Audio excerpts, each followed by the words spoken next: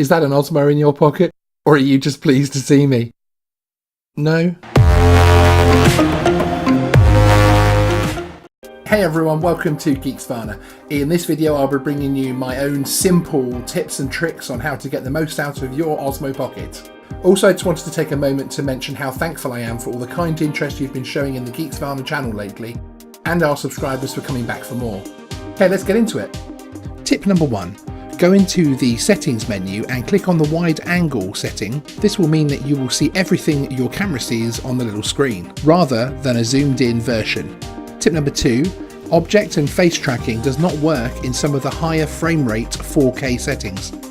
Tip number 3, and this one's for the time lapse. Did you know the Mimo app gives you 4 waypoints rather than the 2 given by the Osmo itself?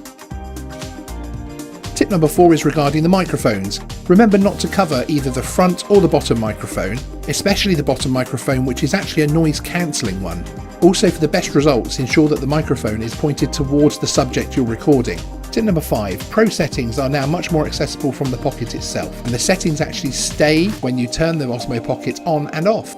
Tip number 6, turning the adapter round or leaving it out will actually turn the charge point into an adapter access point, therefore allowing you to put a USB-C cable in the bottom to attach to the app, etc.